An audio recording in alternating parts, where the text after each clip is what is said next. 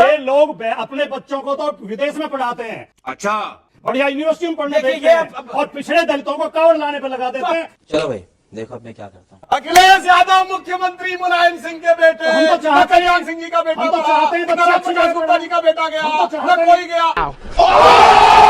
ये 2014 की बात हो रही है और ये सब साथ दे रहे हैं। दिक्कत ये कि हिंदू धर्मगुरु साथ दे रहे हैं। इनको ये पता नहीं कि राजनीति क्या होती है क्या नहीं होती। तेरा तो गेम बजाना पड़ेगा। गलत आरोप बिना तथ्य के नहीं लगाना चाहिए, हम लोग उसमें थे तक नहीं। पहले कोई बात नहीं, अगर आप थूक कर कोई चीज देंगे ये समाज खाएगा नहीं। 1947 से मुसलमानों का कोई लीडर नहीं है इंडिया में, और हमने पंडित जवाहरलाल नेहरू से मोदी को ही लीडर माना है।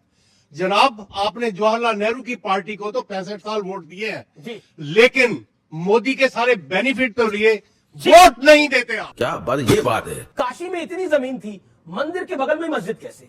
और साथ ही साथ मथुरा में इतनी जमीन थी, मंदिर के बगल में मस्जिद कैसे? और अयोध्या में तो रामलला का जन्म हुआ था, वही मस्जिद कैसे? इन्होंने बोला था परिंदे जाके कभी मंदिर पे कभी मस्जिद पे जा बैठे। मैं समझ ही नहीं पा रहा हूँ ये कौन से परिंदे थे जो कि प्योरली हिंदू तीर्थ स्थल के बीच में जाते थे और प्योरली हिंदू मंदिरों के बीच में एक जगह में जाके बैठ जाते थे, फिर कहते थे ये तो सब मस्जिद हमारी बनाई हुई। ये परिस्थिति कहिए, परमात्मा का संजोग कहिए, जहां खुदा है वहीं भगवान। अगर 15 अगस्त 47 की स्थिति रखना चाहते हो तो खुले दिल से आओ, फिर कहो वक्फ बोर्ड में भी 15 अगस्त 47 से पहले का कुछ नहीं होना चाहिए। 30,000 एकड़ जमीन थी, 30,000 एकड़ रखो। अब वो तो 15 अगस्त के बाद 9,60,000 एकड़ हो जानी चाहिए। क्या बात है सर, क्या बात, ये बात है। जय हिंद, वंदे मातरम, जय श्री राम सभी भाई बहनों को।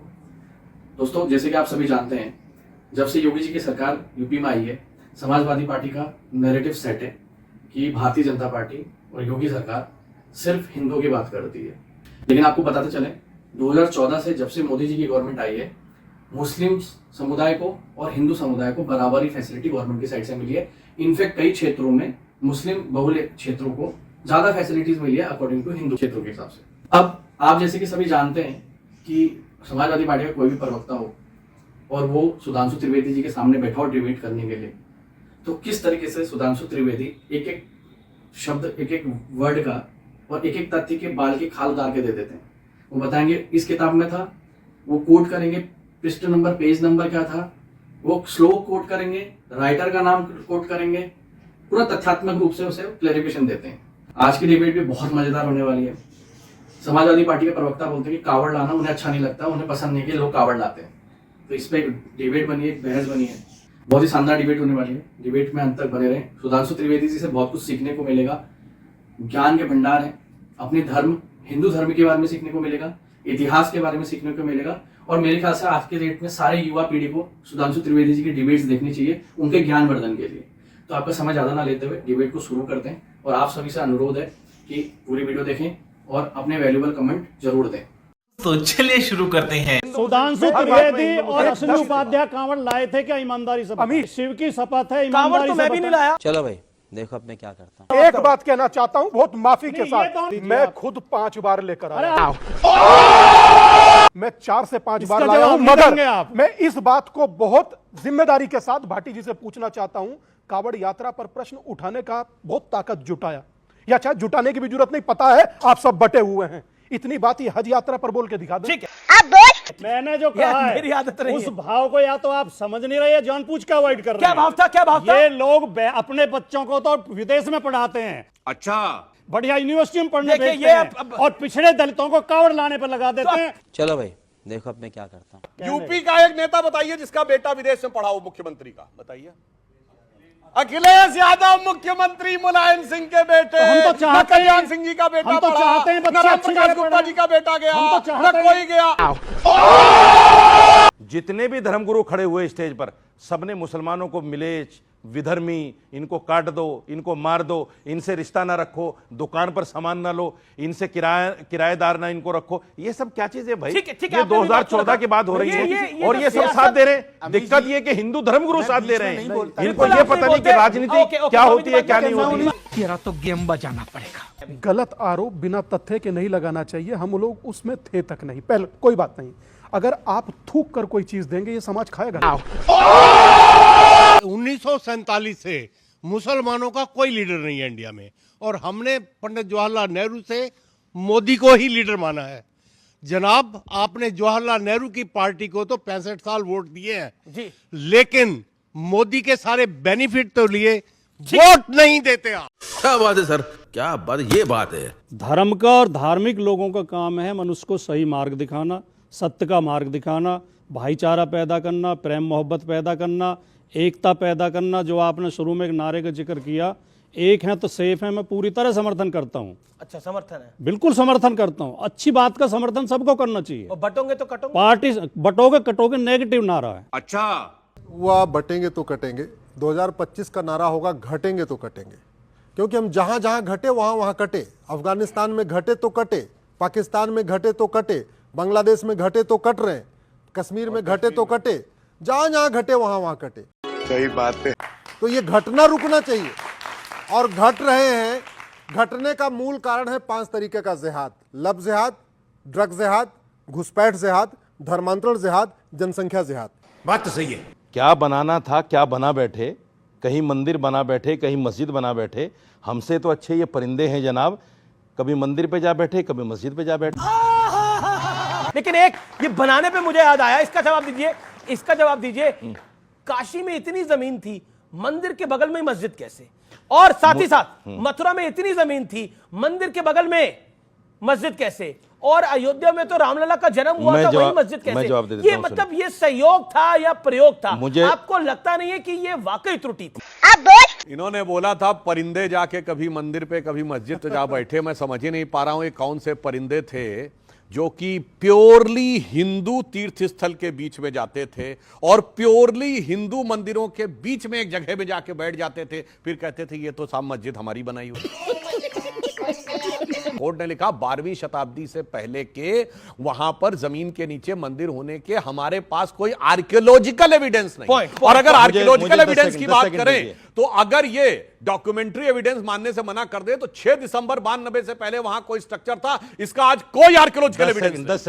सही बात है। और अगर आर्कियोलॉजिकल एविडेंस की बात करें तो अगर ये डॉक्यूमेंट्री एविडेंस मानने से मना कर दे तो 6 दिसंबर 92 से पहले वहां कोई स्ट्रक्चर था, इसका आज कोई आर्कियोलॉजिकल एविडेंस। बात तो सही है। सुनिए, ये मौलाना साहब इसी प्रोग्राम में हमसे पूछकर सारी बातें इनके मुंह के ऊपर साबित की जा चुकी है, मगर झूठ बोलने की इंतहा है। आप अकबर, सुनिए कर रहा हूं, सुनिए, जो औरंगजेब के शाही फरमान थे, आधा दर्जन फरमान दिए हुए हैं। पहला फरमान है कि मंदिर तोड़ दिया जाए, दूसरा फरमान है कि मंदिर तोड़ दिया गया, तीसरा फरमान है कि मूर्तियों को लगा दिया जाए। और यह किसी इतिहासकार ने नहीं लिखा है, यह औरंगजेब की गवर्नमेंट के शाही फरमान है, लाइक द गवर्नमेंट ऑर्डर। क्या बात, ये बात है। ये परिस्थिति कहिए, परमात्मा का संजोग कहिए, जहां खुदा है वहीं भगवान। अफगानिस्तान में अगर हिंदू भाइयों के साथ कुछ हो रहा है, पाकिस्तान में अगर हिंदू भाइयों के साथ हो रहा है, तो भारत के मुसलमानों को उसमें क्या कसूर है? नंबर 1, आज बार बार एक बात कही जाती है कि मुगलों ने ये किया, मुगलों ने ये किया। आज मैं आपके चैनल के माध्यम से जिम्मेदारी के साथ कहता हूं कि हिंदुस्तान के 25 करोड़ मुसलमानों को खुदा के वास्ते मुगलों से मत जोड़िए। हमारा मुगलों से कोई लेना देना। याकूब मेनन जो आतंकवादी था, जिस दिन उसकी अंतिम यात्रा निकल रही थी, उस दिन भूतपूर्व राष्ट्रपति अब्दुल कलाम साहब की यात्रा निकल रही थी। अब्दुल कलाम साहब की अंतिम यात्रा में 10,000 लोग थे, उसमें मैक्सिमम हिंदू थे। और आतंकवादी जो याकूब मेनन की यात्रा में लगभग 1.5 लाख लोग चल रहे थे, वो कौन थे? यही नहीं, अभी और सुनिए। जो मस्जिद थी वो यथावत रहेगी, मंदिर टूटते रहेंगे, कोई फर्क नहीं पड़ता। कश्मीर में टूटते रहे, संभल में टूटते रहे, मालदा में, धुबरी में, बरपेटा में, करीमगंज में, कहीं भी होता रहे, वहां कोई नहीं कहता कि वही स्थिति रहनी चाहिए जो 15 अगस्त 47 को है। और मैं विनम्रता से एक और बात कहना चाहता हूं, अगर 15 अगस्त 47 की स्थिति रखना चाहते हो तो खुले दिल से आओ, फिर कहो वक्फ बोर्ड में भी 15 अगस्त 47 से पहले का कुछ नहीं होना चाहिए। 30,000 एकड़ जमीन थी, 30,000 एकड़ रखो। अब वो तो 15 अगस्त के बाद 9,60,000 एकड़ हो जानी चाहिए। क्या बात है सर, क्या बात, ये बात है। कश्मीर में 95% मुस्लिम है और 5% कौन है? सिर्फ कश्मीरी पंडित। क्या आपको दिमाग से लगता है कि कोई राज्य ऐसा हो सकता है जहां एक ही जाति पाई जाती हो? ये तो असंभव है ना। अरे ऐसा कोई जिला नहीं हो सकता जहां एक ही जाति पाई जाती हो। इसका मतलब सब के सब जातियां थी और सब या तो कट गए या कन्वर्ट हो गए। ये भारत का बात बता रहा हूं। 32% जो आज के बांग्लादेश में थे, उसमें SC ST OBC कहां गए? कट गए या कन्वर्ट हो गए। इसलिए मैं कहना चाहता हूं जो ये लोग खेल खेल रहे हैं उसे हकीकत में समझना चाहिए। इनके बच्चे तो पढ़ेंगे विदेशों में, ठीक है, और जॉब करेंगे 5-5 करोड़ के पैकेज पे, और पिछड़े दलित बच्चों के हाथ में त्रिशूल देना चाहते हैं। वो इनके लिए सड़कों पे नारे लगाएं, वो कांवड़ लेके आए, वो इसे तो कांवड़ लेना गलत बात है क्या? हाँ, गलत बात मानता हूं मैं। अरे आपको अच्छा लगता होगा, मैं नहीं मानता, लेकिन सुनिए अमीश जी, मैं कहना ये चाहता हूं, जब हिस्सेदारी की बात आती है तब भी तो पिछड़े दलित को याद रखो। चलो भाई देखो अब मैं क्या करता हूं। 11 नवंबर 1858 को ब्रिटिश टाइम से जो पहली एफआईआर दर्ज हुई है वो है शीतला प्रसाद दुबे, जो कि थानेदार थे फैजाबाद के। उन्होंने लिखा है कि 50 निहंग सिख घुसाए हैं और उन्होंने मस्जिद जन्म स्थान के ऊपर हवन करके राम राम लिख दिया है। फिर मुतव्वली ने भी एफआईआर दर्ज करवाई है, और मुतव्वली ने साइन क्या किया है? मुतव्वली मस्जिद जन्म स्थान। मेरे भाई मस्जिद तो थी, मुतव्वली किस जन्म स्थान की मस्जिद का वो था, और वो 1858 के एफआईआर है। और मैं 22-23 दिसंबर 1949 की बात कह रहा हूं। इसमें उस प्रोसेस में ही कोर्ट में अब्दुल बरकत का बयान दर्ज है। यही नहीं, अभी और सुनिए। इनकी गणना का जो मूल मंत्र है वो क्या है? भैया राहुल लोकसभा में, माता सोनिया राज्यसभा में, फिर बहन प्रियंका लोकसभा में, परिवार की गणना संसद में हो गई पूरी। अब जोर जोर से कहो जातिगत जनगणना है। जैसे कि आप अंत तक पहुंचे हैं वीडियो के, उम्मीद है कि आपको वीडियो पसंद आई होगी। आप सभी से अनुरोध है, चैनल पर पहली बार है, चैनल को सब्सक्राइब करें, वीडियो को लाइक करें और अपने वैल्यूएबल कमेंट जरूर दें, जिससे कि वीडियो ज़्यादा से ज़्यादा लोगों तक पहुंच सके। जय हिंद, जय भारत, जय श्री राम।